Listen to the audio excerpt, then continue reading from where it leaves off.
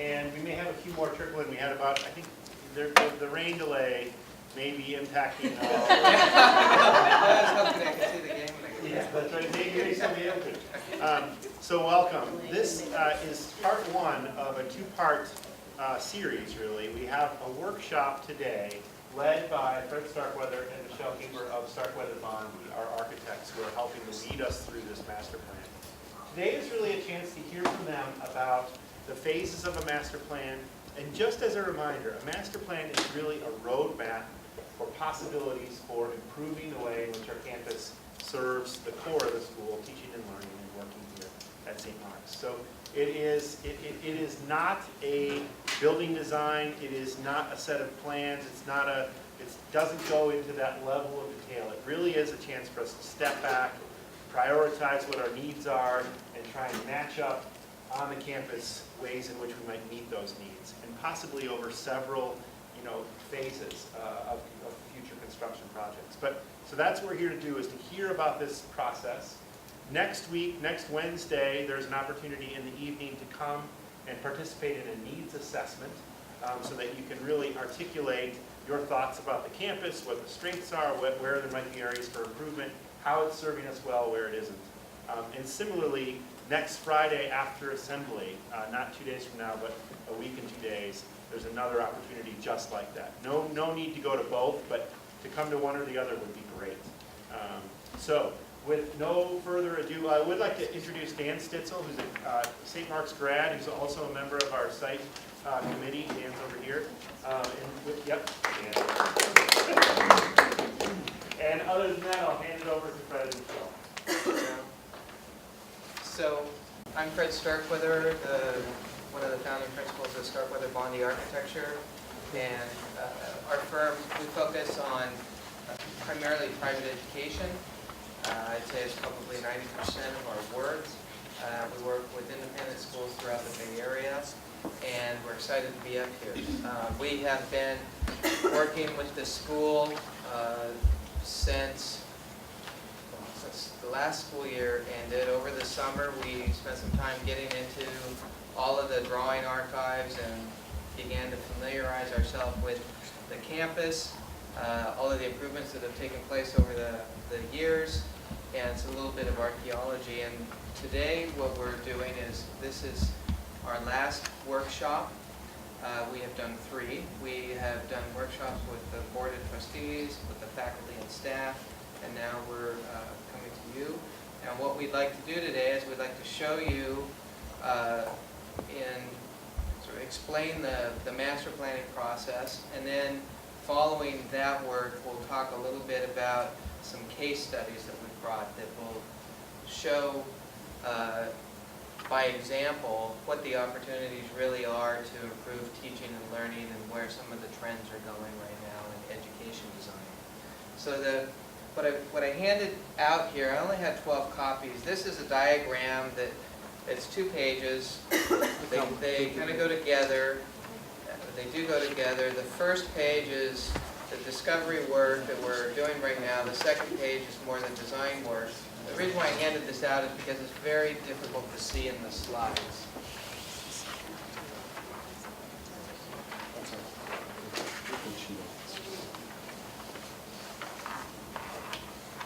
So as Joe said, what's the purpose of a master plan? Well, the purpose of the master plan is to create a flexible roadmap for the school to make decisions on their facilities improvements.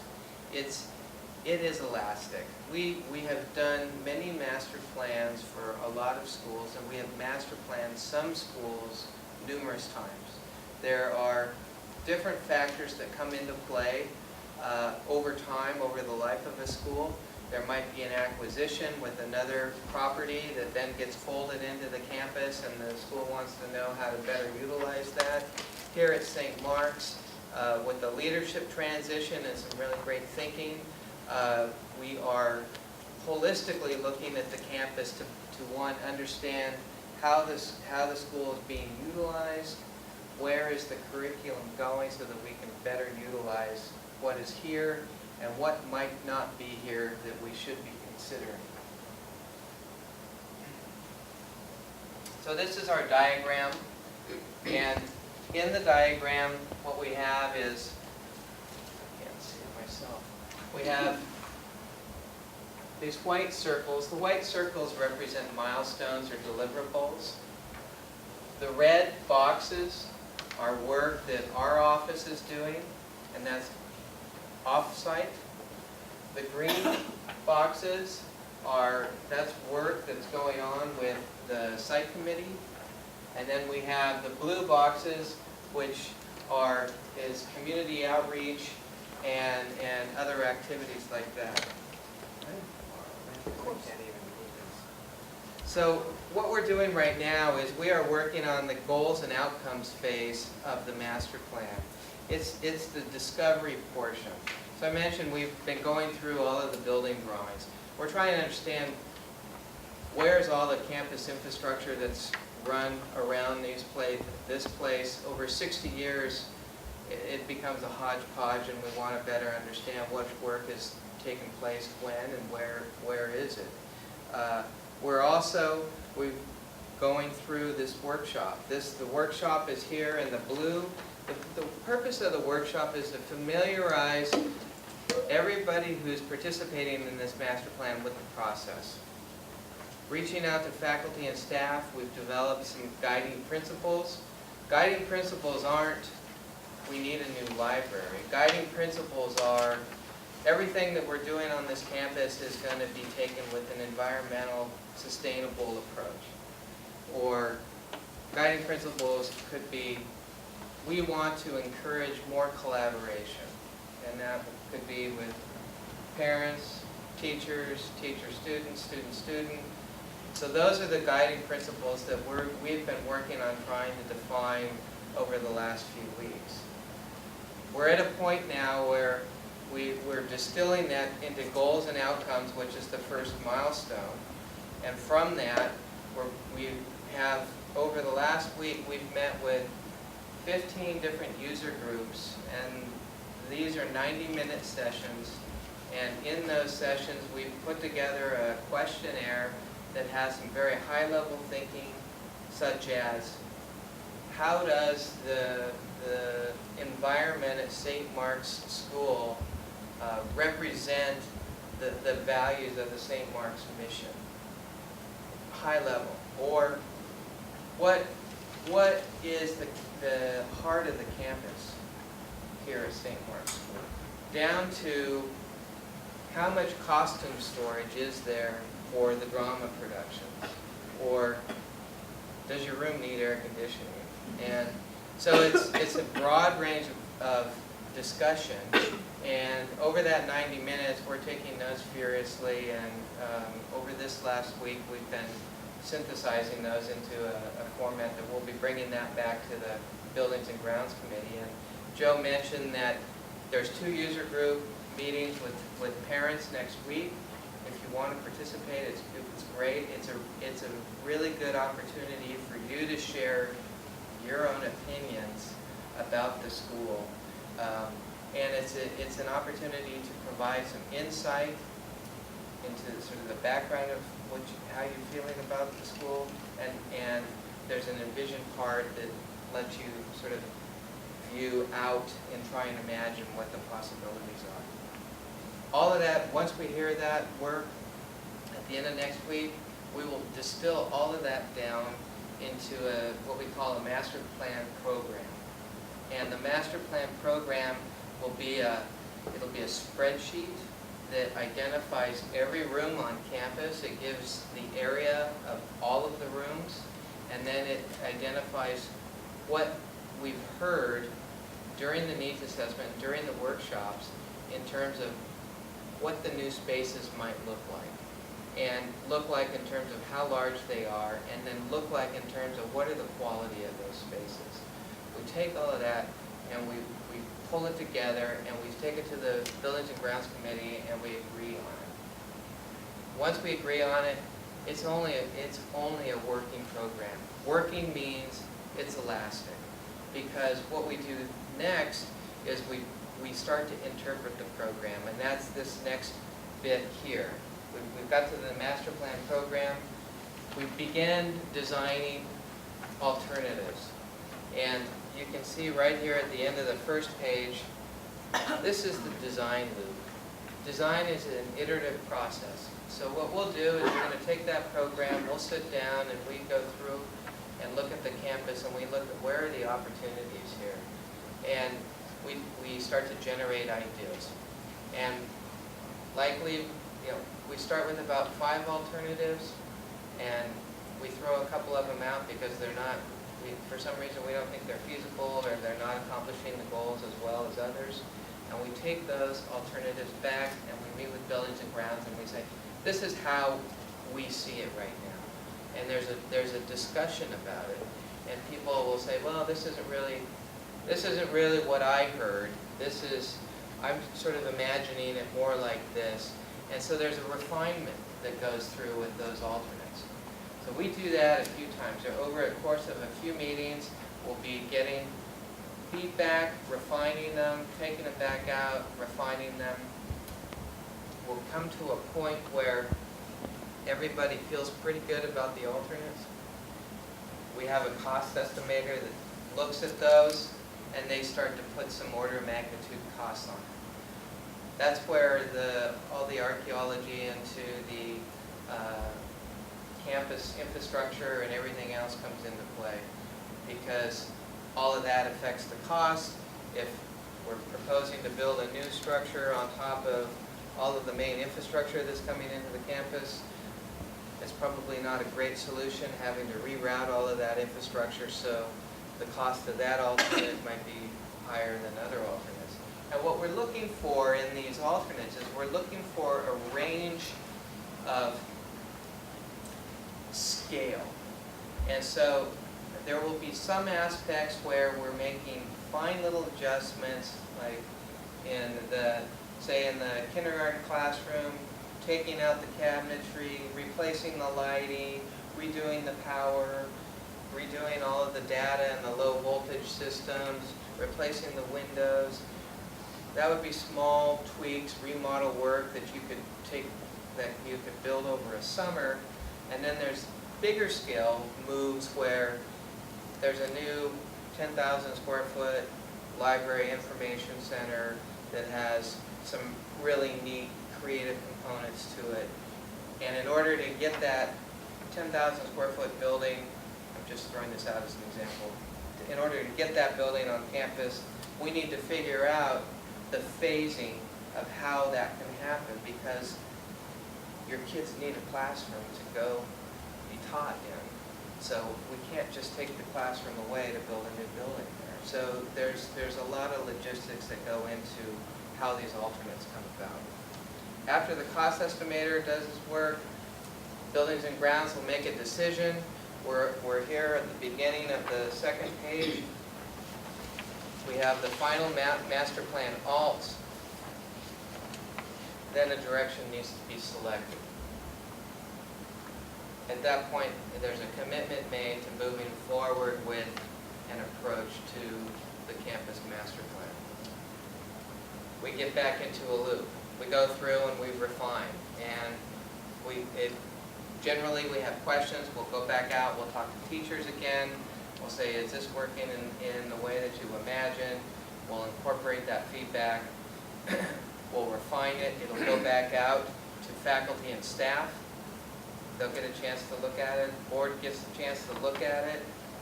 We began to develop three-dimensional massing and sort of characterize the new work. In this master plan, the outdoor spaces are as important as the interior spaces. So we're looking at ways to adjust and improve the outdoor spaces. More cost estimating.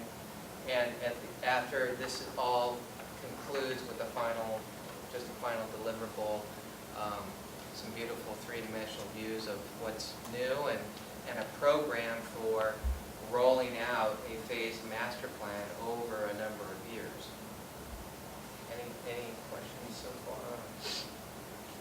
Are you talking about timeline? Just wanting to know. Timeline? Yeah, what is that? That That's is one school year. Years.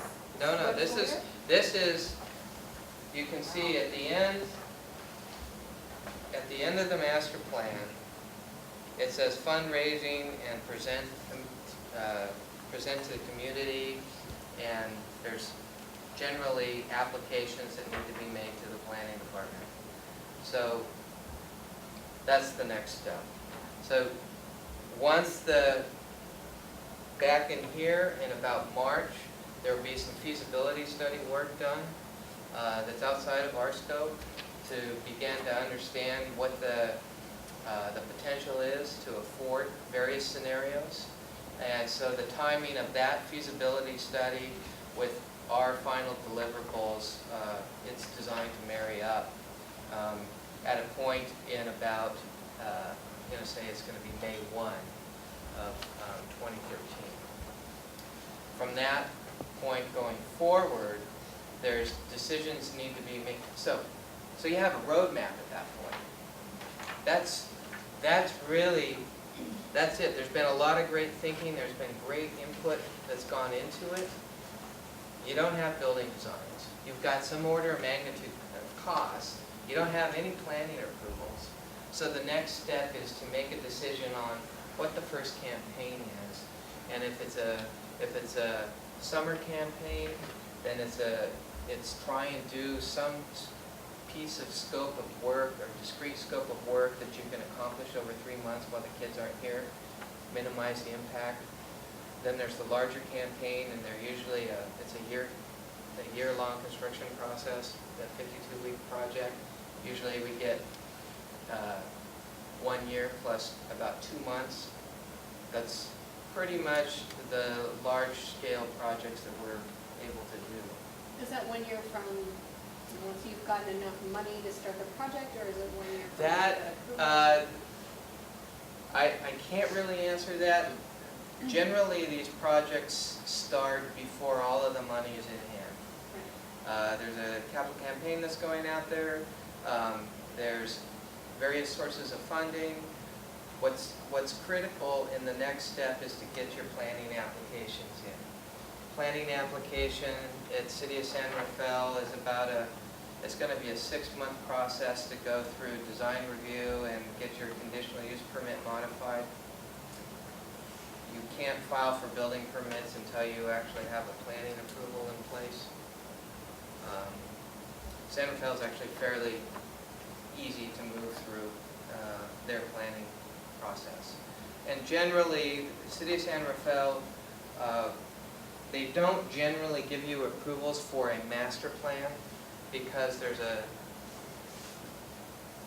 you're not going to build the whole master plan in a 3-year window. I mean, I suppose you could. I haven't seen that done. So usually the planning application that goes to the City of San Rafael is going to be for your Phase 1 work or your Phase 1 and Phase 2 work.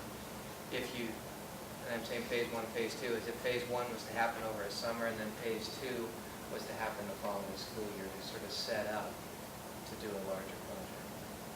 I'm sorry, I'm still a little unclear about the timing. So, if we were gonna, is that next summer? Not this coming summer, but the summer following. So we're not talking, so like this summer would be this this school year would be this process, next school year would be the actual architectural or drawings and the permitting and all of that, and the capital campaign, and then we would start the summer following? That would be the earliest that you could start.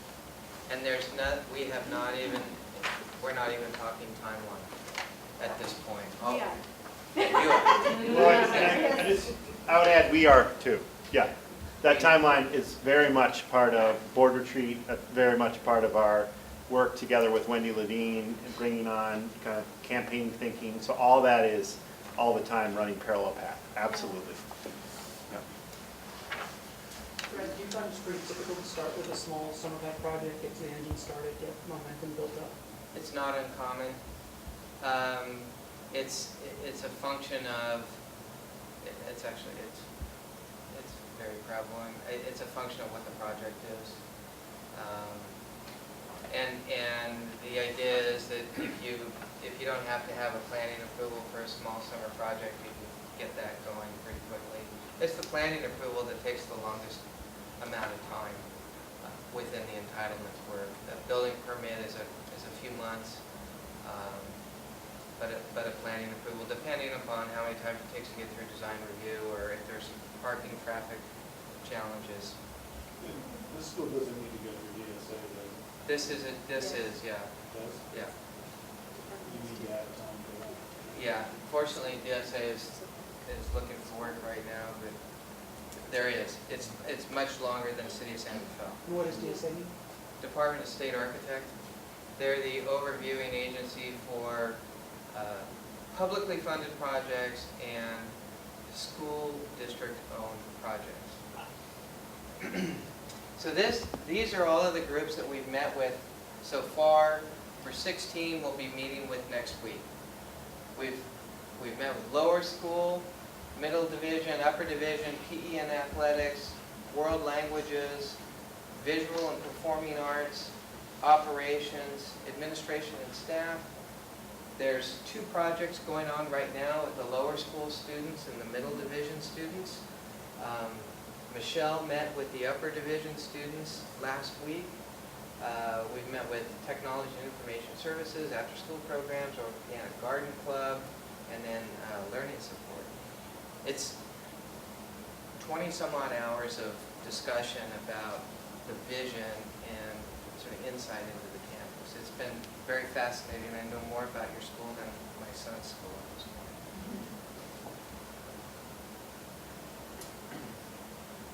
We talked about that. We talked about that. So how can design improve teaching and learning? 1, you need to define the challenge. What are we doing here? Why are we here? 2, we go out and listen to the community. That's what we have been doing. We've been hearing stories. We are working internally. We've been gathering inspiration. We have some case studies that we're going to show you. And then we search for meaning and we filter everything that we've heard into some design. So I want to shift gears. If there are any other questions about the master planning work, because I wanted to get into some of the more interesting imagery and that sort of thing. I just wanted to ask one quick question. What, I see all this, that starts with what is your vision, what, and I'm looking at this space. I'm just wondering where do you factor in what's here already?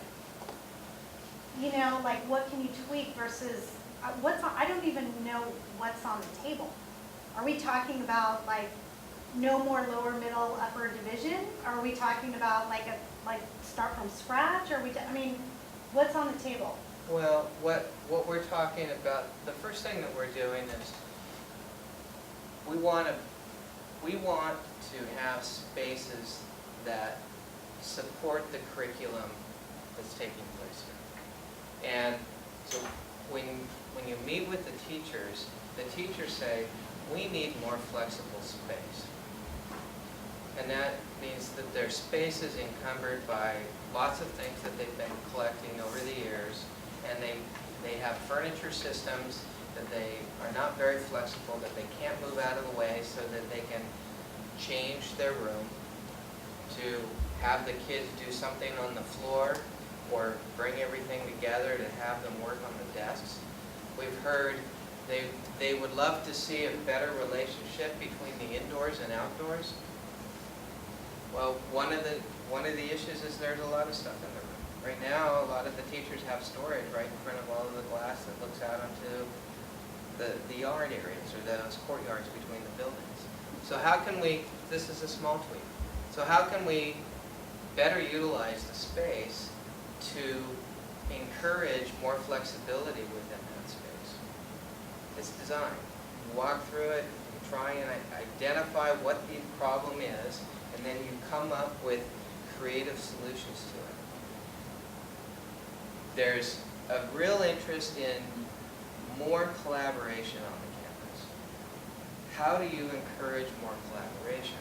Well, there needs to be better connectivity between people. So is there a way that you could start to link classrooms? Meaning, and I'm not saying that you necessarily take out a wall to to double the size of the classroom, but is there a way that you can begin to just create openings, to begin to create a dialogue between the classrooms? And then is there a way that you could enhance the dialogue between lower school, middle division, and upper division? There is. And a lot of that work starts by looking at how spaces are being utilized. Everything on the campus is fully utilized, except for maybe the media center. There are classes, but the media center is pretty much fully utilized at this point. So how, by adding some new space, is there ways that you can create spaces that aren't fully utilized? So what does that give you? That gives you the opportunity to bring a class or take half of a class out of a classroom and say, go into this space and break out and do some work over there. Right now the kids are sitting in the hallway, right? They do breakout work in the hallway, or they go outside their classroom and they do some breakout work. But how can we design the spaces to create more collaboration, more variety in the way classes are taught? We're looking at designing the room so that the rooms are less teacher-centric, right? So it's less about me standing up here in front of a smart board, and it's more about kids doing work out in the middle of the class, and so it becomes a design challenge for those rooms. Does that answer? Thank you, yes. thanks. Okay. So, in terms of what's on the table, we're trying to define that right now. But those are the ideas that have bubbled up at this point. Environmental sustainability. How can we make the campus more environmentally sustainable? Well, you've got buildings that are 60 years old here that it's outdated technology. I mean, there's some, just modernizing these buildings is going to reduce energy usage. You're going to get better quality of life. We happen to be in one of the newest rooms on campus right now. So just bringing those old rooms up to the standard of this room is, that's 50 years of work. And sort of seeing beyond what this space is doing is really where we want to be. So bringing those old rooms up to this standard, for example, could that potentially mean a tear down? Or is it working within the existing structures? I think it's a great question. People have been asking me, when do you tear down a building? Our opinion is that if the building can serve the program that is in it, that wants to be housed within it, you're going to save money by modernizing that space. If it works with the full campus plan, right? If you need the site that building is on for something that has greater density, more density or something else, then you might consider taking the building. But generally, our attitude is, if it serves the program that takes place in it, then it's just a modernization project. In your experience, when you get to this part on your dependent task list of select master plan alts and then get to a finalist, in practical terms, does that translate into a sort of high, medium, low? It does. Okay. You're talking ranging costs? Yeah. Yeah, it does. And that's why we've got a cost estimator involved at the same time to help us better understand. It also, what also is involved is your threshold of pain per building while Right. the school's active.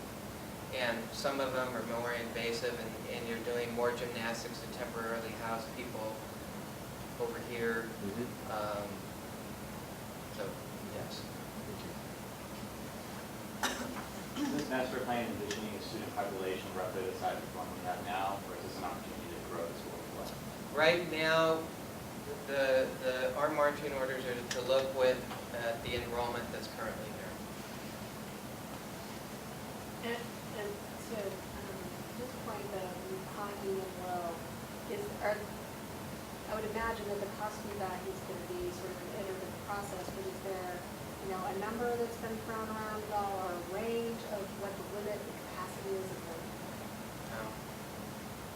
the? So the process that we're envisioning is really one of developing this plan and getting the cost estimators involved so that we can begin to price out either phases or the plan. I mean, it's going to be both and the whole plan. And at the same time, as soon as we have enough detail about what kinds of things we're considering, to begin a feasibility study that Fred alluded to that's going to happen probably in sort of the February, March zone. So we need some more detail before we can get there, but that's another moment where we start to really say, what's the capacity? Yeah, you need some detail about what you're contemplating to begin to measure that. Are we at our maximum in terms of number of kids allowed? We are. We are, in fact, we're slightly over our use permit. We're at 380. We're at 384 right now, and our permit says 380, so we're on our way back down. But what's behind, it's a great question about size of school. We're doing some analysis about that. And right now the indications are really that the size we are is the optimum. And so, but there's more layered in behind that. It's a great question. Joe, along the same lines, does Allison mean we open the can of school name back up as part of this master plan, or is that a different initiative? So a different initiative, and more to come on that. Yeah. We already have a new name? You just Oh, haven't announced no, it no, yet? no, no, no, God, that's St. Mark's Way. No, we never know. Look at the Skyline Academy. Yeah. Here's our And new if you're logo. interested in Janice being a part of that name, let's talk. Well, How much money do you got? I don't need my checkbook. Any other questions? Okay, so we're going to shift gears here. I want to show you some case studies. Some of this is our work. Some of it is other people's work. And the idea here is that we want to begin to show how design can encourage some of the ideas that we're talking about here in the master plan. We talked about creating, promoting flexibility, promoting collaboration, promoting St. Mark's values is top of the list. How do you do that with design? There's been a lot of conversation about promoting a successful environment for recess, lunchtime, outdoor environment for recess, lunchtime, and teaching and learning. A lot of discussion on the outdoor spaces and a lot of needs on the outdoor spaces. Discussion on promoting creative endeavor. There's a real strong interest in doing more creative work in the classroom. And then promoting connections, like we've talked about. So this is a school down in the South Bay, Silicon Valley, and just as an example, in this design, the same climate is here, similar from the standpoint of having these large roof overhangs that serve as the walkway to access the classrooms. In this design, we brought a lot of those things that you would typically find in the classroom, like cubbies and coat hooks and things for the places for the kids to put their personal effects. We brought them to the outside, and this is a 30-foot deep covered outdoor space. Up here underneath the skylight, there's actually a breakout space with some built-in seating that students there can be a small class conducted up there on that balcony. And then looking, and from the design standpoint, looking for opportunities to create interest and take advantage of the way you move vertically through a building. Just went through that. So, how can design promote flexibility within the learning space, through cross-purpose spaces, through the convergence of indoor and outdoor spaces, and within the implementation of the master plan? We've talked about the first three items already, but this I was alluding to a little bit by the elasticity of the master plan. sometimes you'll find that there's someone who really feels strongly and is willing to support a portion of the master plan. And so you'll find that maybe instead of what you were thinking was phase 2, it becomes phase 3, and what you were thinking was phase 3 becomes phase 2. And when we design these plans, we allow for that to happen because we can't predict what's going to happen in the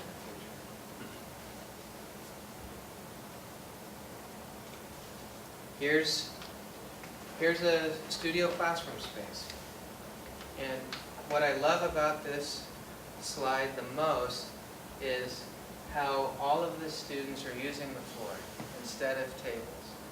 And you can see that the room is set up for, it's got technology, it's got a large plasma screen, it's got soft furniture systems that can move out of the way, it's got theatrical lighting, so there could be small productions that actually take place in here.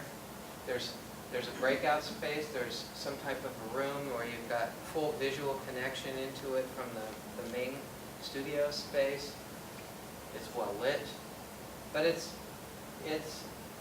not formal space. It's a creative type of a space, and you can imagine. I mean, for us being architects, we can totally imagine doing work in a space like that, and projects, and that sort of thing. Presentation. We're looking for opportunities for kids to document and present their work. It's important to the SEL program, and I think it's great for just around campus for younger kids to see what the older kids are doing and older kids to see what the younger kids are doing. It encourages sort of knowledge with the students. Transparency, being able to see out of a room and into spaces beyond.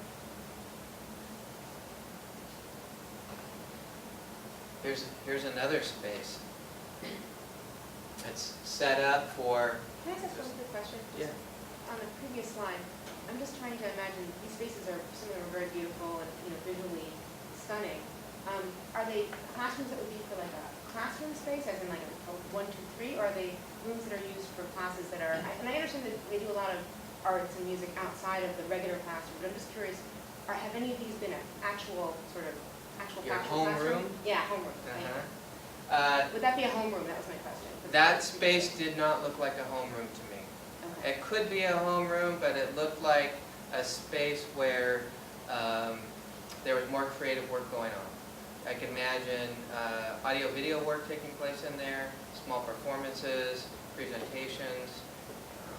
And when I was talking about how your school is fully utilized, there's no spaces like that right now. This room, I mean, I've spent a fair amount of time up here. This room is used all the time. And this would be the closest room, I think, that you have to a space like that. But it's really a music room. Here's a space again. You can see there's a couple of different furniture arrangements. Just having a little bit of floor area so that you can create a couple of different settings within the room gives you opportunities to do different things. Again, technology. We're finding that technology is I use the word ubiquitous. It's just, I mean, I have been doing this work for about 20 years now, and when I started into it, we were designing computer rooms, and every library we did had a computer room that was next to the library, and that's not the way it's going anymore. And the computer rooms, kids have computers. There's Wi-Fi is fully prevalent. The biggest challenge today with the technology is the battery life, and having enough places for you to be able to plug these things in. Fred, just sense of scale, is that 800,000 square foot room? No. That room there is about the size of this room here.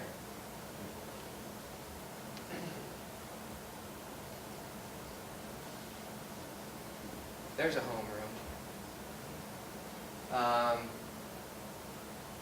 Seating arrangements. The school was reading a book over the summer that I read as well, The Third Teacher, and it was put together by a graphic designer, Bruce Mao, and a furniture company called VS Furniture. VS Furniture, they're a European group, and they're on the forefront of designing furniture for K-12 schools. It's beautiful stuff, but what they're interested in is how kids are learning. I have a son who can't sit still. He's a wiggler, and they give him a little wiggle cushion that's got the little nivers on it so he can be comfortable as he's wiggling and doing his work. And what it's taken me a long time to learn is that he can still think, but he thinks better when he's moving around. So VS is looking at systems like that. There's a lot of dynamic furniture systems out there. And having systems like this where kids can come together, they're in a more comfortable environment, they're not sitting at their desks, you can do different kind of work in this environment than you can, say, over here.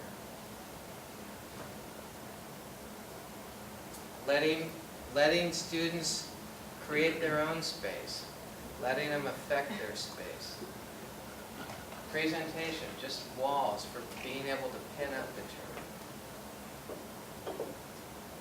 This is an interesting slide because this is the sort of the architectural or the physical side of how spaces can be divided and how spaces can be flexible. Here we have a glass bifolding wall that can close a typical classroom off of, let's call it a learning street. It's a breakout space, but it's also a hallway. It's a way of connecting this room back to some room that's off of the screen. But you can open up that space and all of a sudden you have a very, very large room. And Fred, I realize you're not responsible for all of this work, but is most of this retrofit of existing space This is with add-ons? No, this is new construction. And daylighting. I mean, we can talk about good environmental practices. Daylighting is key. There's numerous studies that indicate that kids learn better in well-lit spaces. Here you've got great daylighting.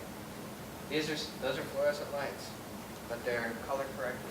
Fred, I might just add a comment to this slide. This particular image was part of the faculty presentation that we gave at their retreat, and this particular image resonated quite strongly with the teachers because they do have students break out into smaller groups, and they are currently using the hallway with linoleum floors, and they got excited to see this kind of space where they could immediately envision their classroom operating in a similar way. This is going to be a trick to do here because the hallways are pretty narrow, but we're really excited about seeing what we can do. This is an example of an outdoor classroom. What it really is it's a stormwater treatment area. It's a rain garden. And this is, any new construction here on campus, we're going to be required to put in rain gardens as a way of containing stormwater runoff off of the roof and naturally filtering it back into the water table. But it's a habitat, and just by the design of it, it's a place for the teachers to take the students out to sort of do an outdoor classroom. We heard a lot of feedback about the teachers wanting to take their kids outside more, and so it's creating a more hospitable environment outdoors for them to be able to do that. This is a project that we did. This is a K-12 school in a concrete tilt-up warehouse, and the floor plate is 400 feet by 200 feet. So it's about a 75,000 square foot floor plate, and or square foot building. There are some two-story portions. But in this project, We have glass boxes that sit in the middle of this floor plate as a way of bringing daylight into the middle of this building because it's almost a windowless building. This courtyard is the lower middle school outdoor classroom space.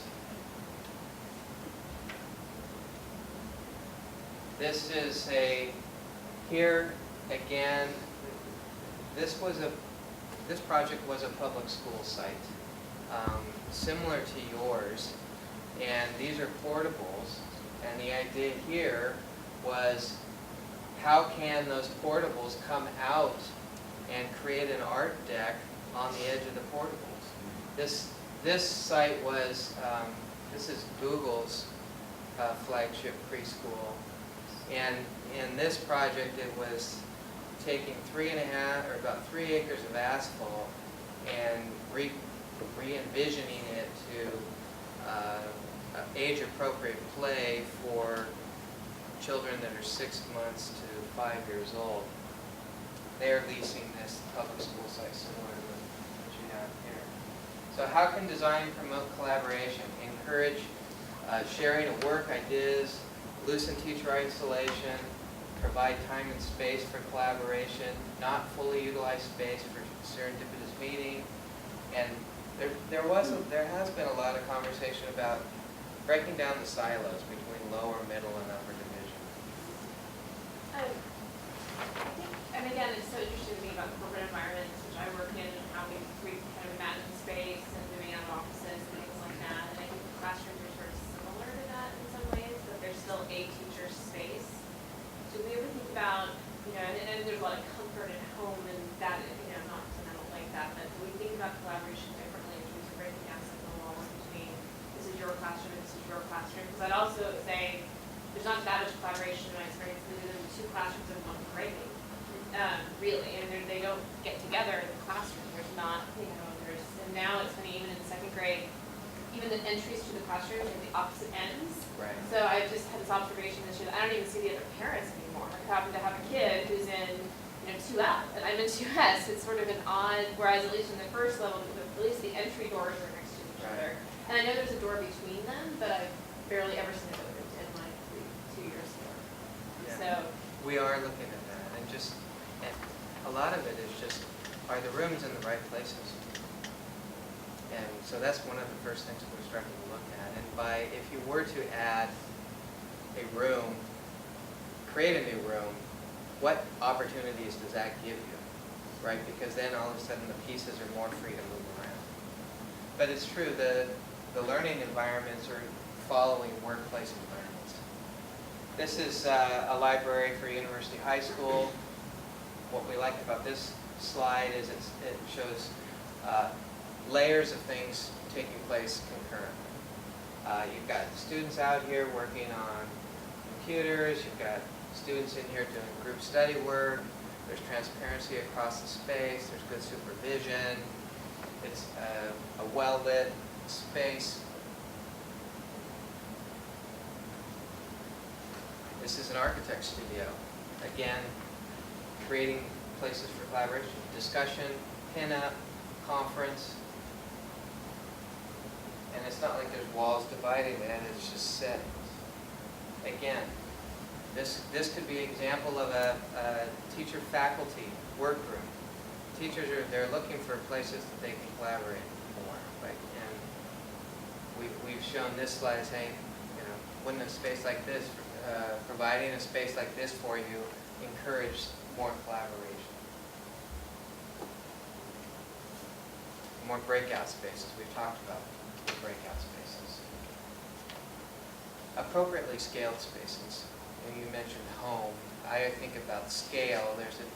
There is something to be said about the age group and the scale of the space as being more residential than institutional. Here's a multifunction space. You talk about multi-purpose spaces. Well, why couldn't you have a multi-purpose space that has seating arrangements that's more cafe-like, not a big rectangle like a gym or your typical cafeteria, but it has little spaces where you can go sit off and faculty could have lunch back over there, students could be out here, or just a variety of spaces that are all held together by a larger space. Here again, you can imagine this being a hallway. Hallways can be learning spaces. It's also an example of bringing in messaging or graphics into the architecture. There was a lot of discussion about the school visually representing your values, being able to have places where there are sayings or comments that allow a visitor to understand your vision more clearly. And we talked about opportunities for student presentation, and again, getting their work up on the wall. And I know it's difficult here because all of the circulation is on the outside of the building.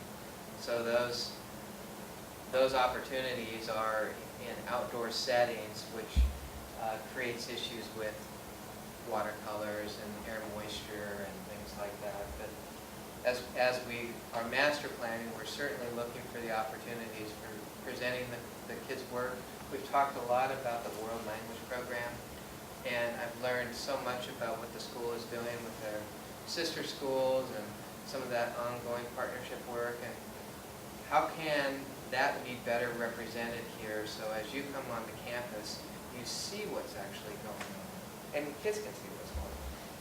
Do you think that some of the drive that the teachers have for wanting to have the kids outside more has to do with the fact that the classrooms are so traditional in their current existence? If you were to build like space that had more light and atriums and that kind of a thing, do you think that they would think that's not necessarily good enough, but that would fulfill the need that they have to feel more like they're Like they're outdoors? outdoors?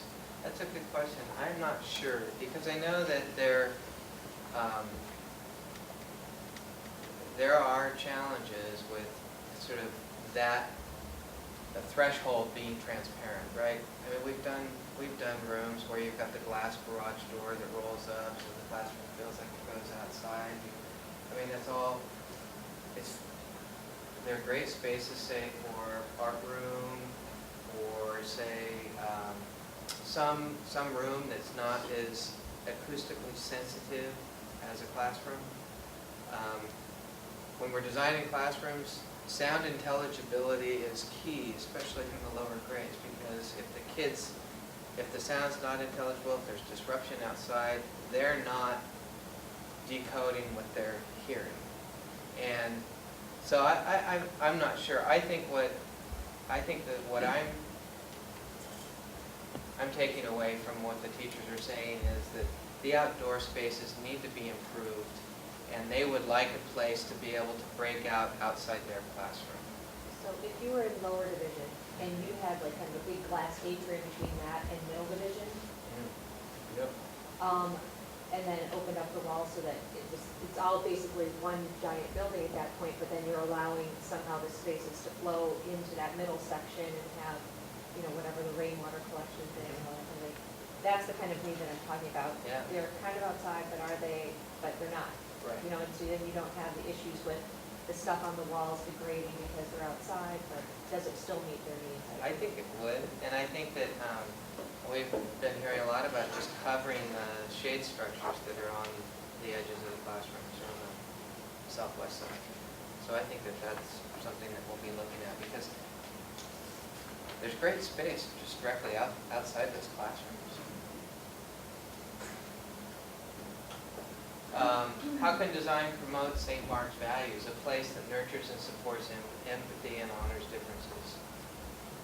Presentation spaces, again, places where you can stand up, like your assemblies. Kids get up, do presentations. Are there opportunities to do that type of work indoors or in other venues? Active engagement of all parents and school community. I mean, it seems like the garden has been a great venue for school participation, sweat equity. Quality, heart community, globalization, diversity, citizenship, messaging. I mean, and then also just, I think, showing what's going on. If it becomes more visible, there's a better understanding. It's communicating what is taking place here. This is an example of the garden. In these slides, we talk about what is it about St. Mark's that you really don't want to see lost with some progress or some new development. I've learned as I've been doing this that there are unintended consequences of development, and so we've been asking people, what is it that you would not want to see go? We have a project in San Francisco that we're doing right now. Great independent school, has a very funky, handmade character around the campus with hand-painted signs that direct you to the office, and we're dropping a 10,000 square foot gym theater right in the middle of their campus with rooftop classrooms, and it's phase one of this big master plan. And the challenge is this big gym theater project is not funky like the rest of the campus. And so understanding what the potential of change is and really making it a priority to not lose something that's here. Smart faces. Rooftop gardens, talk about environmental sustainability, growing crops on the roof. It's another great example of visually expressing your values as a school. A green roof tells the world that you are concerned about the environment and sustainability. This is a space I like. I can imagine this being kind of off of an entry.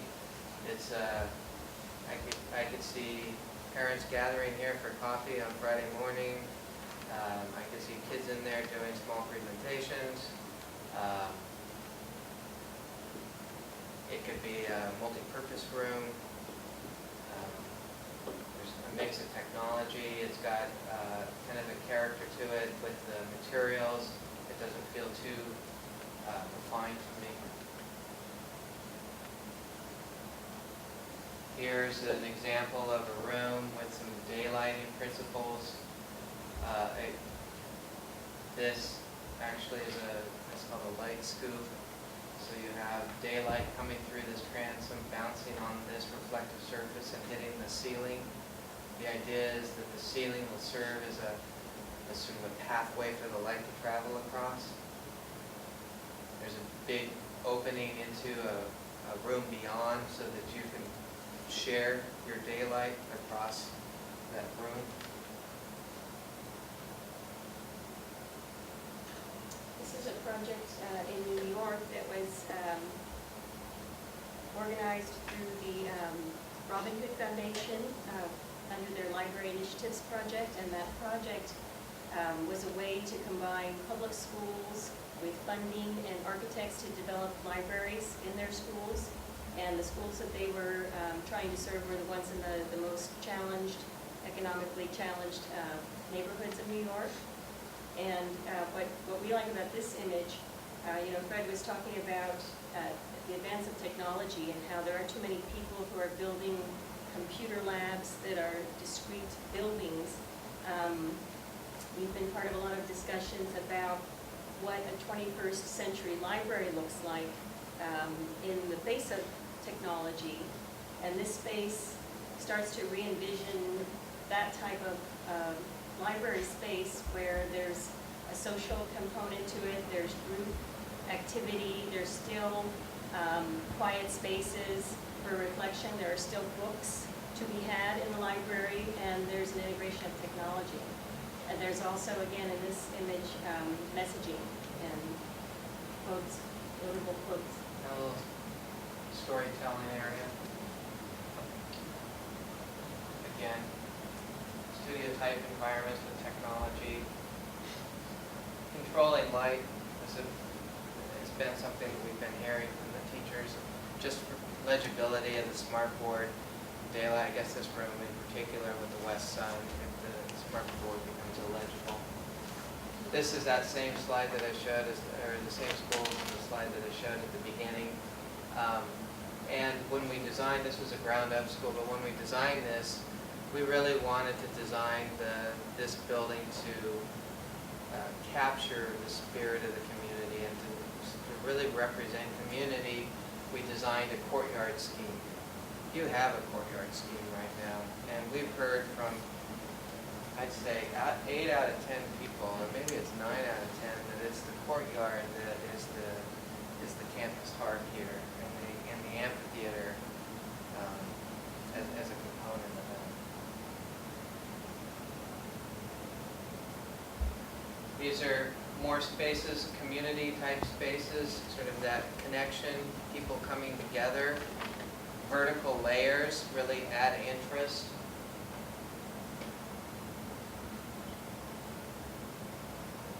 There's the garden again as a way of bringing people together, parents. So how can design promote a successful outdoor environment for recess, lunchtime teaching, and learning? We need to create a variety of spaces. We've heard from a lot of people, can we have nooks, and can we have places for this kid to blow off steam and run, and then spaces for this quiet little boy to build a fort? And we're considering that. And is there a way that we can naturalize the outdoor space? Play structures are becoming more and more outdated. There's new attitudes about how play environments should be designed these days, and they are moving closer to more naturalized environments, so that after 2 years you're not bored with that play structure because it no longer challenges you. Here's an example of a play area, a park, where you can go build forts with just material that's outdoors.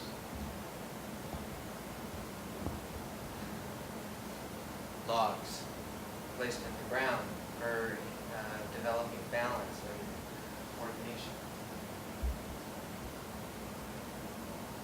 Again, building places for dramatic play.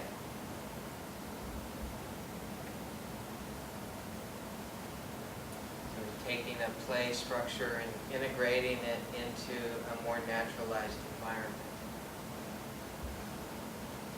It's also an example of play structure that's a universal design. It's designed for students with wheelchairs or other challenges, physical challenges.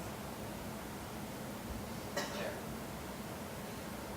But you can see integrating the landscape into this play environment.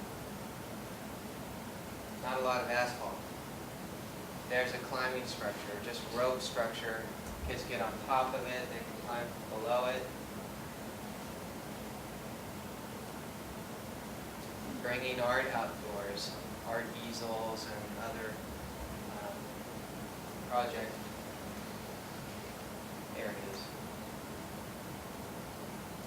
Water, we're working on a project, actually it's the same project in San Francisco, and we're doing one in Oakland right now, which is we're developing a collection system where we're taking water off of some of the roofs and putting it in a cistern and creating a way for kids to pump the water out so that they can see where the water goes and travel around, and it can be used in the garden. Changing topography. You're on a very flat site. This was one of the things we did down at the Google project. A lot of the soil that we had to excavate, we started to create landforms to add interest and to create an environment that was different than just a flat environment. That's that project. Places for kids to eat their lunch. Yeah. I know sounds like there's a lot of problems. This is the Branson School and their new multi-purpose room. The idea of being able to take buildings and open them. We talked a little bit about that. There's a great example. It's a great application of it. This kind of space allows you to envision an indoor eating space that's connected to an outdoor space that tables and chairs could bleed out into during a good part of the year here in this environment. And outdoor eating environments don't need to be long tables and benches. It could be more cafe style with umbrellas. A place that you would want to go eat. And integrating those spaces into the landscape.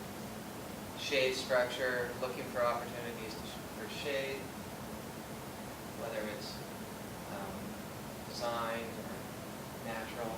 So how can design promote creative endeavor? From glue gun to blowtorch, that was one of the phrases that came out of the faculty retreat. Making, building, cooking. Lots of teachers in the lower school talking about cooking, and even language class talking about cooking. It's like, well, what do you need to cook? Well, all I need, I've got my hot plate. All I need is some water. And one of the kindergarten teachers took me through her room, and she showed me, here's where I do my cooking, and she had it all set up, and she, basically it looked like she had made do with what she had and was being really successful. But the idea that for the young kids, cooking, she said, you don't necessarily need to heat everything. Making smoothies, doing things like that, but having a place that the kids can get around to the table, they're not on the carpet, they're in an environment that you can get messy, you can spill things, to do those types of projects. This is definitely a project space. It looks like an architect's studio.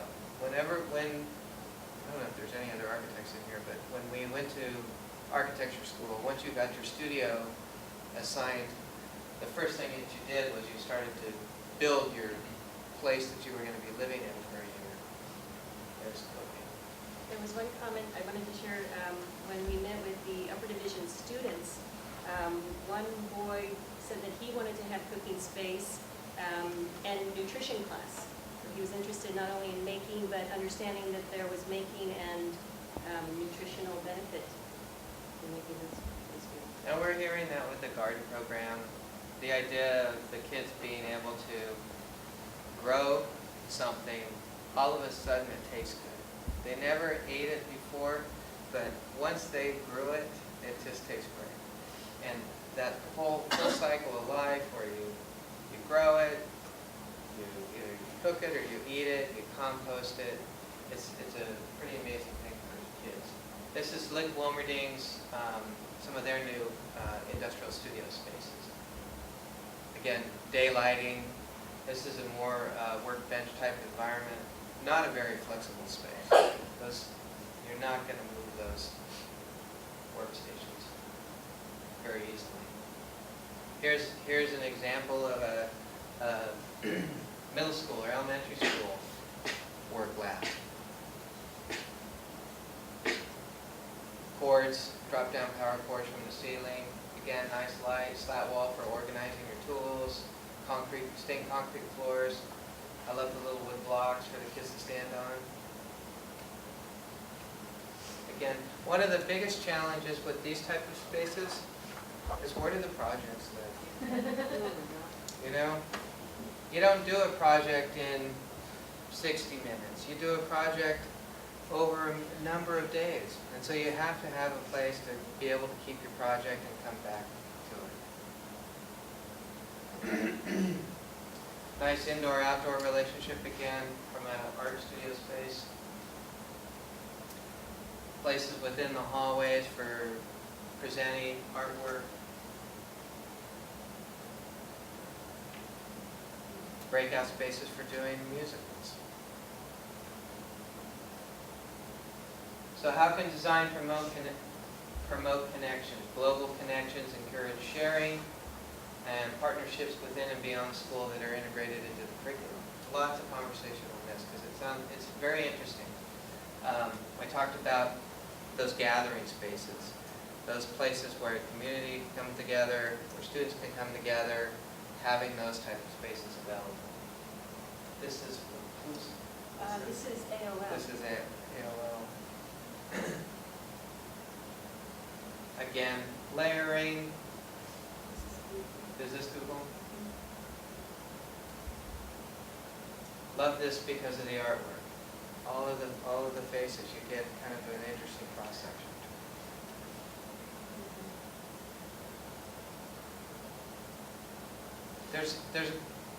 If there's a good sized building that goes on this school campus, there's a strong possibility that we would move off of the ground plane and we would have a second floor. The idea there is, it's not just because, it's whim. It's because whenever you're expanding a campus, there's always a strong feeling that nobody wants to lose any outdoor space. So how do you increase your square footage? You increase the density. So the reason why we're showing these spaces is we want to illustrate ideas of how vertical spaces can be designed for use. Again, multi-level. Again, presentation, a small assembly space on a hallway. Gallery presentation. More gallery presentation off of a hallway. The outdoor classroom. Another hallway shot. Day-lit hallways can be really beautiful spaces. So how can the master plan reflect the values of its community? It's starting by listening to the community. That wraps up our slideshow for today. So you said that the likelihood that you would go 2 stories is, well, it's a definite possibility. It is, What, yeah. 2 things. What do you think the neighborhood reaction to that kind of a thing might be, since we're so tight in this little neighborhood? And then also, I understand that there's an infamous character in Marin who is a handicapped attorney who goes around and he looks for all these little things, mirrors that are off by centimeters and these kind of things. Like, I assume that because it's a public building, we would have to comply with every detail of handicap accessibility and that sort of thing. True. So if you're thinking of 2 stories, are you thinking elevators? And if so, what does that do to our costs for these kind of things? I think that the trade-off is, and I'm just saying that there's a likelihood because whenever we do these master planning projects, we're always adding space. And to save the outdoor space, you go up. So from a cost standpoint, there are efficiencies in a 2-story building that you wouldn't see in a 1-story building. We have got a building a project over for Guide Dogs for the Blind right now. It's 26,000 square foot, single-story building. The only reason why it's single-story is because it's for sight impaired people. And it's a student residence, hospitality, student residence, education. But 26,000 square feet of single-story building is not a great use of land. And you could have easily doubled added another floor, made that envelope smaller, and I bet that you would have saved money, despite having to buy an elevator. In terms of ADA and accessibility and all of that, any project, everything that we do here will meet or exceed all current standards in California. Do grants count for that? So like Guggenheim, how if you had something that kind of ran like that?